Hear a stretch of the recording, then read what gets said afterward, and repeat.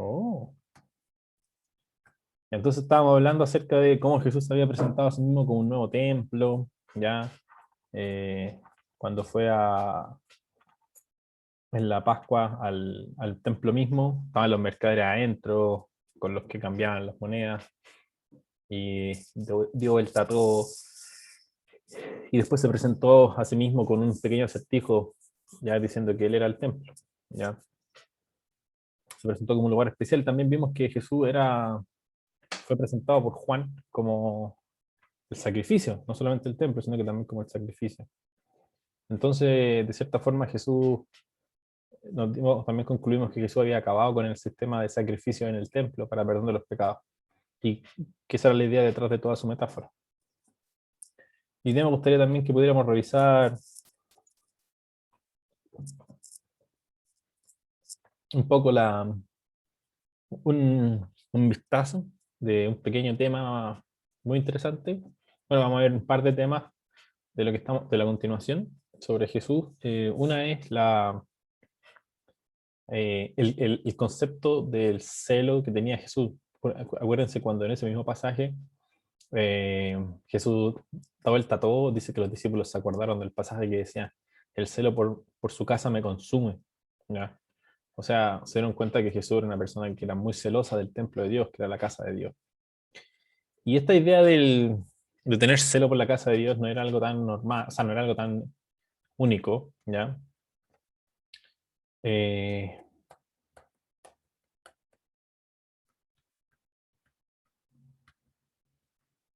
a ver, me fui muy atrás, estaba muy adelante recién. Y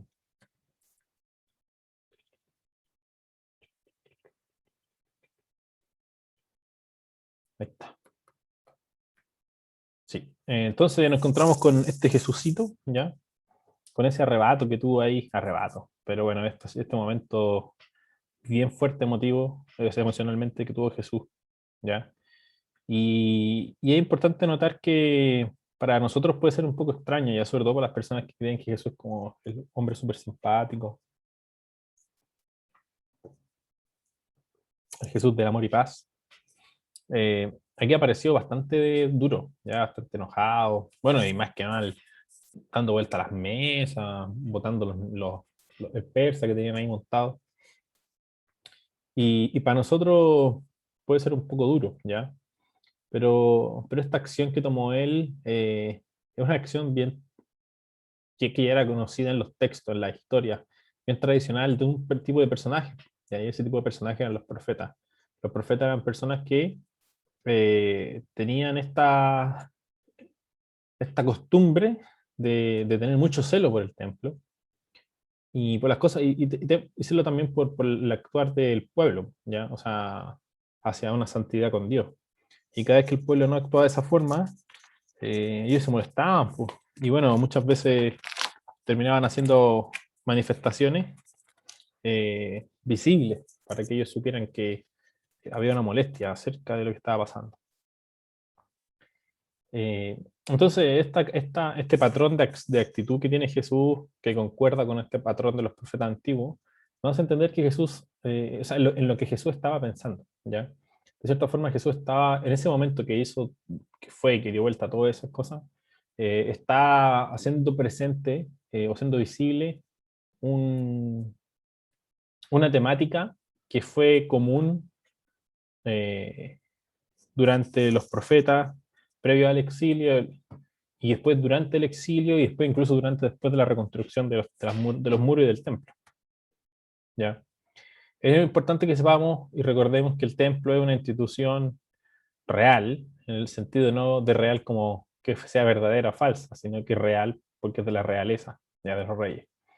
Acuérdense que el templo fue construido por un rey, Salomón, era cuidado por ellos, ellos se encargaban, obviamente estaban los levitas, pero me refiero a que ellos eran los que estaban vigilantes de que eh, no lo destruyeran, ellos mandaban y decían, oye, pongan esto, no hagan esto, y de cierta forma nombraban sacerdote y todo. O sea, si uno repasa la historia ahí, se da cuenta de que los reyes tenían una influencia súper grande eh, en el templo, ¿ya? Eh, De hecho, el templo de Salomón está al ladito del Palacio Real, ¿ya? Están totalmente interconectados. Entonces, aquí voy con esto, que hay una conexión súper importante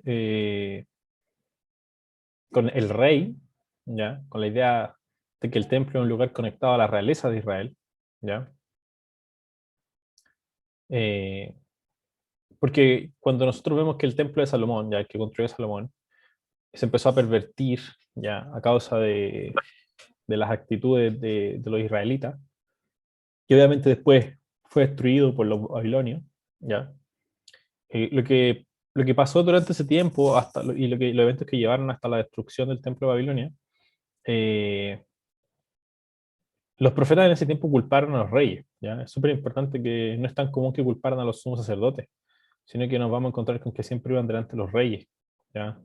Y a ellos eran los que culpaban. Especialmente lo que pasó con a Manasés lo culparon, especialmente porque fue uno de los que introdujo un montón de ídolos cananeos al templo, ¿ya? Eh, Segunda de Reyes 21, ¿ya? Y después, bueno, en Jeremías 15 nos vamos a encontrar con Jeremías haciendo una crítica fuerte. Específicamente por, claro, introducir ídolos falsos a las dependencias del templo.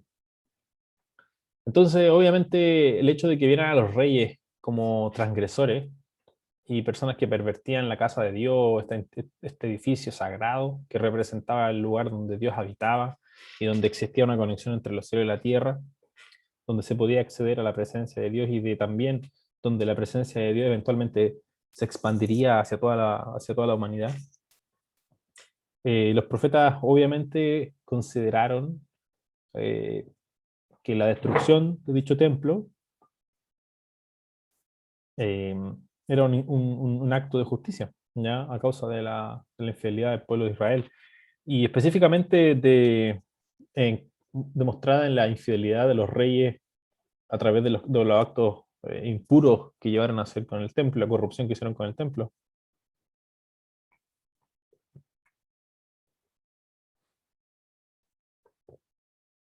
Y bueno, después podemos ver toda la historia de final de Crónicas, ya, final de Reyes también, eh, perdón, el final de Reyes, no de Crónicas, cuando se cuenta que el rey Ciro liberó o sea, no liberó, pero venció al imperio babilónico, neobabilónico, y envió a los israelitas que quisieran de vuelta a Jerusalén para que la reconstruyeran, que obviamente era mucho más barato para el imperio.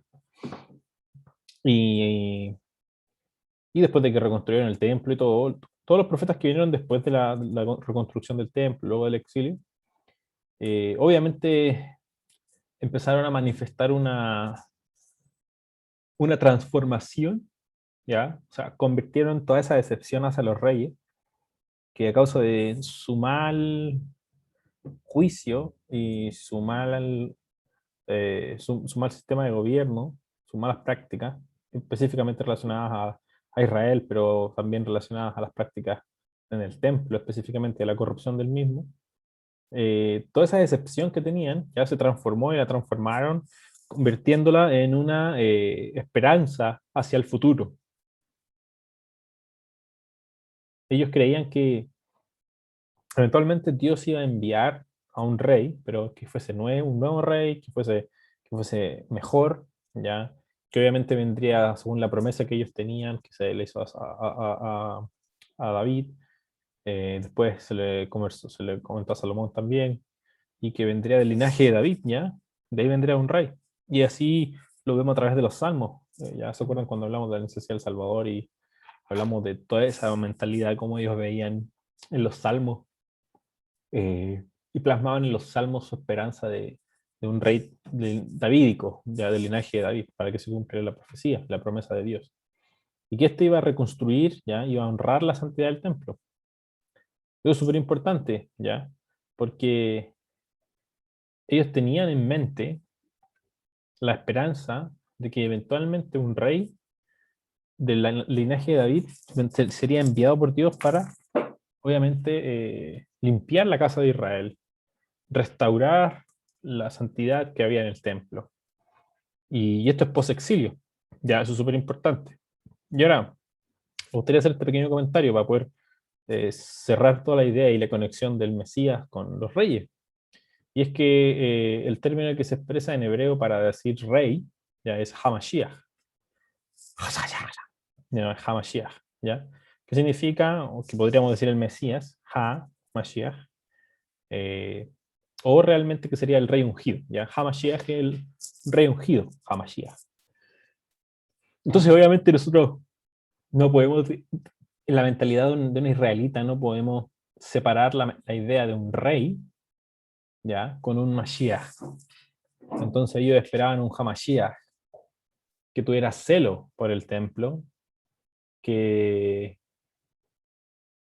realmente viniese a reconstruir un nuevo templo y que ese nuevo templo estuviese lleno de la presencia de Dios y que viniera a restaurar la honra por el templo, que no fuera alguien que no estuviera ni ahí.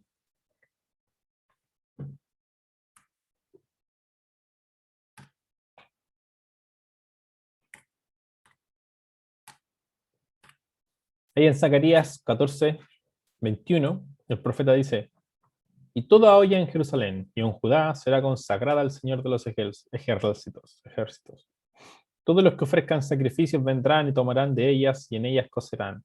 Y no habrá más mercader en la casa del Señor de los ejércitos en aquel día.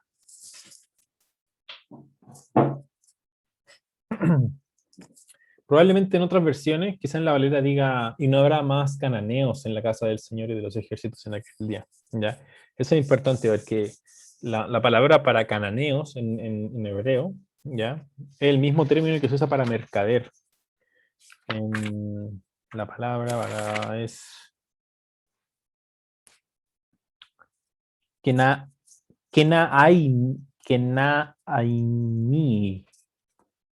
creo, Kenaini. Por eso que aquí la traducen por mercader, porque básicamente esa es la idea. Ya no mencionar cananeos, sino que es mercaderes. Entonces, bueno, en aquel día, se refiere a aquel día, al día de la santificación y de la purificación, ya, de cuando Dios haría visible su promesa, ¿ya? Entonces es importante algo sobre esto, y es que eh, Zacarías realmente estaba esperando a ese nuevo rey que vendría en aquel día, ¿ya? Restauraría el templo a un lugar de adoración pura, ya donde la gente realmente pudiese experimentar la reunión de todas las cosas, de los cielos, de la tierra, ya un lugar que fuese limpio de la codicia. Por eso mencioné el tema de los mercaderes, porque ya en esa época los mercaderes igual ya existían y antes incluso de la destrucción del templo también, relacionados con el templo. Y también ese deseo de sacar ventaja económica de los demás, porque obviamente los mercaderes se aprovechaban, pues los cambistas se aprovechaban.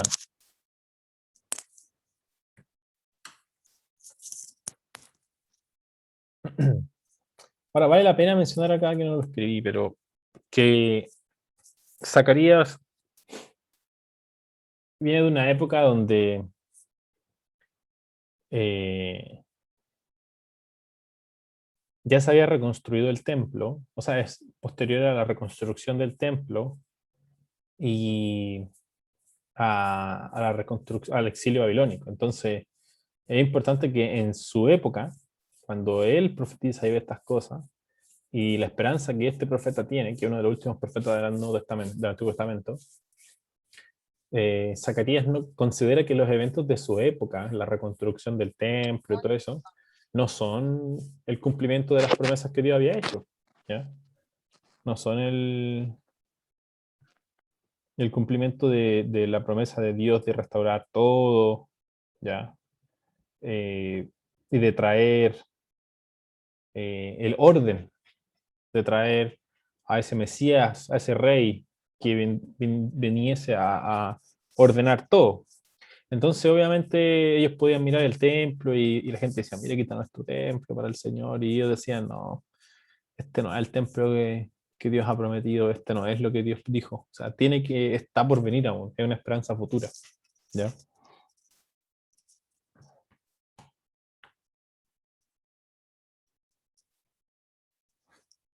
Entonces, es necesario que sepamos que Jesús se sabía el Nuevo Testamento, el Antiguo Testamento de memoria ya, o sea, él conocía todo esto. Y obviamente él conocía la esperanza del profeta, ¿ya? Los profetas post-exilio del post-segundo templo, sobre este rey futuro que en algún momento eventualmente traería la restauración al templo, a la presencia, al espacio donde la presencia de Dios habita, entre medio de ellos. Entonces, tiene mucho sentido que Jesús, cuando fue al templo ese día, hiciera lo que hizo, ¿ya? Cuando confronta a los mercaderes, pues los saca de la casa para poder consagrarla realmente. Y en ese momento es cuando le preguntan, ¿y qué señal, qué autoridad tienes para hacer esto? Y él dice, no, porque realmente yo soy el templo. O sea, básicamente eso es lo que quiere decir en un acertijo, ¿ya? Viene a traer esa depuración a la idea de el temor que se debe tener, o el respeto que hay que tener, y el amor que hay que tener por el lugar que Dios había puesto como el lugar donde se unirían los cielos y la tierra, solo que ahora no sería ese lugar físico, sino que sería el mismo, ¿ya? Entonces Jesús era el rey futuro, ya, obviamente, y cuando estuvo en el templo expulsó a los mercaderes, obviamente hizo justo como el profeta dijo que iba a hacer, ¿ya? Que ya no habría más mercaderes y todo sería restaurado. Aquí está lo que había mencionado antes, ¿ya? O sea, la idea de que Jesús fuese un Mesías celoso, ya fuera un hombre celoso, eh, que se viniese a presentar como alguien, como un personaje profético, disruptivo también, eh, proclamando que el reino de su padre estaba acá, que los cielos estaban presentes acá en la tierra otra vez, no solo en el templo, sino que en todos los lugares, y que él podría restaurar y reconstruir el templo en 3 días. O sea, todas esas ideas obviamente están interconectadas a la idea de, y uno de esos puntos de interconexión es el celo, ¿ya? El celo que tenía Jesús por el templo. Por eso dicen, oh, el celo por su casa me consume. Qué hombre más celoso del templo. Y claro, porque es necesario que la persona que ellos esperaban era una persona que, a diferencia de todos los reyes previos, que habían, a causa de su pecado, de su liviandad y poco respeto por el templo, terminaron obviamente corrompiéndolo al máximo. Y el templo, más que mal, uno puede decir, no, pero es que el templo era un edificio, pero el templo obviamente era la representación, era el lugar realmente donde que Dios había escogido para manifestarse, el lugar donde se reunían los cielos y la tierra. Y continuando con esa misma idea, entonces, podemos ir redondeando lo que dijimos la semana pasada respecto de cómo Juan iba a presentar a Jesús con esta idea del templo, relacionado a la idea de que él era el templo, pero también, por eso, tabernaculizó entre nosotros y todo ese lenguaje, pero también relacionado a la idea de que Jesús también es el cordero sacrificial, ¿ya? El cordero que iba a quitar el pecado del mundo, ahí viene, ¿ya? Eh, Lo importante de esto es que no es una idea que quedara flotando ahí nomás, sino que Juan cuando escribe esto es porque ha meditado mucho en todos estos conceptos cuando escribe el Evangelio de Juan ha pensado durante varias décadas, ha meditado, ha predicado, ha conversado sobre estas ideas. Entonces,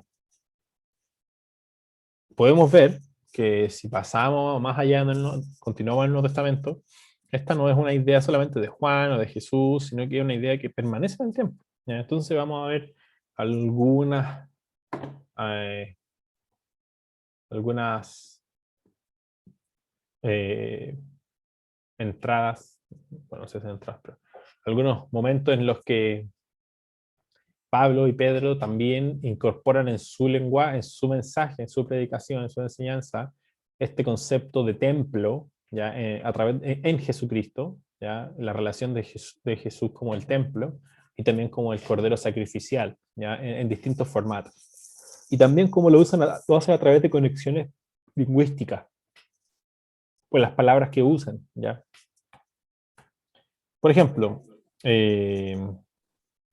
en Colosenses 1:19 dice, porque agradó al Padre que en él, en Jesús, habitara toda la plenitud. ¿Ya? Cuando dice habitara, ¿ya? Y más adelante en el 2:9 dice, porque toda la plenitud de la deidad reside corporalmente en él, o habita corporalmente en él, Jesús. Y es importante, estas palabras son importantes porque aquí en español la Reina Valera usa sinónimos, ya habitar y residir y todo. Pero básicamente están relacionadas a la misma palabra, que es habitar. Eh, y este concepto es el mismo concepto que siempre ha estado relacionado en el Antiguo Testamento a la presencia de Dios habitando en el medio de Israel en el templo.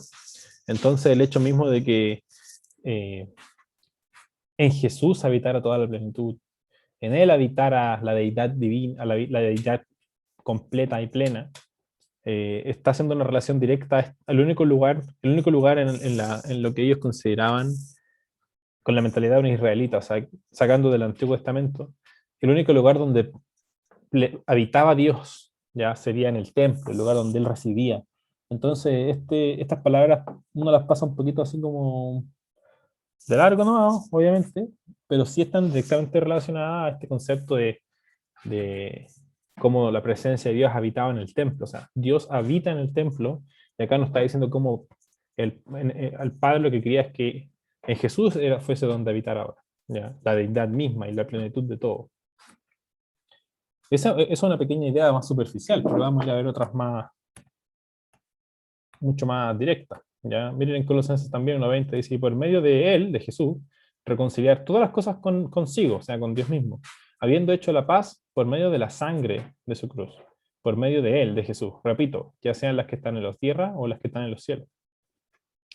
Esta es la versión de la Biblia de la América. Y miren cómo aquí Pablo, ¿qué está diciendo? ¿Ya?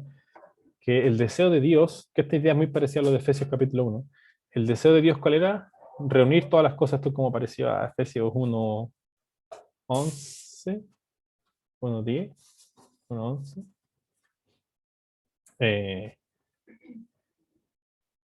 ya que aquí menciona, ¿y cómo lo relaciona a través de la sangre de Jesús. ¿Y qué es la sangre de Jesús? O sea, ¿por qué importa la sangre de Jesús? Importa porque obviamente está relacionado directamente a la idea de un cordero sacrificial, porque era la sangre del animal la que purificaba de los pecados, y obviamente al existir la purificación del pecado había reconciliación entre el pueblo pecador y el Dios Santo. Entonces, aquí hay una conexión directa a el Jesús sacrificial, como el cordero sacrificial. Acá en Colosenses 2:9 dice, y cuando estaban muertos en vuestros delitos y en la exposición de vuestra carne, les dio vida juntamente con él, con Cristo, habiéndoles perdonados todos los pecados. ¿Ya? O sea, ¿cómo se perdonan los pecados? En la mentalidad de ellos. Con un sacrificio. ¿Ya? Fíjense Juan cuando dice, aquí viene el cordero, el cordero que quita el pecado del mundo. O sea, ¿cómo se quita el pecado del mundo a través de un sacrificio, de un animal?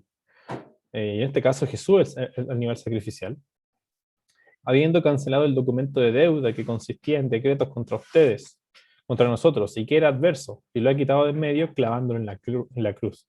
Entonces, obviamente, el hecho de crucificar a Jesucristo, entregarlo como un cordero sacrificial, conseguiría que nosotros fuésemos perdonados de los pecados. ¿Ya? Entonces la muerte de Jesús está relacionada directamente, su sangre, su muerte, están relacionadas con la reconciliación, con el perdón de los pecados, y que obviamente es esta idea que Juan nos presenta. Vamos a tener, a ver si se me salió el efecto. En Romanos 3 dice, siendo justificados gratuitamente por su gracia, por medio de la redención. Acuérdense que redención es pagar el precio de algo, pagar el rescate de algo. O sea, oye, ¿cuánto cuesta el rescate de esta persona? Tanta plata. Ya tanto te pago. Que es en Cristo Jesús, a quien Dios exhibió públicamente como propiciación. ¿Cuál es la propiciación? Ya, por su sangre. Acuérdense de la propiciación era que se echara la sangre ahí para perdón de los pecados del pueblo. Por su sangre a través de la fe, ¿ya? Como demostración de su justicia, porque en su tolerancia Dios pasó por alto los pecados cometidos anteriormente, ¿ya? Y no es que los pasó por alto así como, no, no se preocupen, cabros. No, si es como que, ¿por qué nos pasó por alto a nosotros los pecados? ¿Ya? Porque se presentó un sacrificio que quitó el pecado del mundo, que fue la propiciación, que fue la redención. La redención es rescatar a alguien por un valor específico, pero la propiciación directamente es poner la sangre del animal sacrificial en el propiciatorio, ¿ya? Y que eso obviamente representaría la, la limpieza y el perdón del pueblo y de las personas también.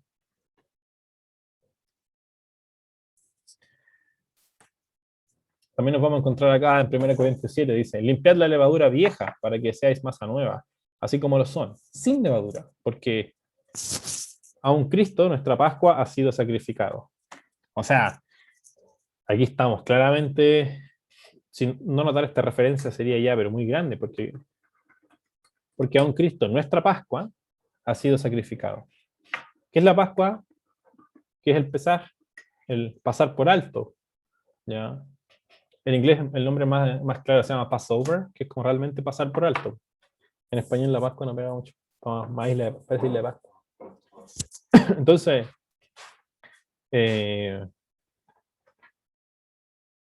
aquí están relacionando directamente a Jesús como el cordero sacrificial, que representa el hecho de que Dios haya pasado por alto, ¿ya?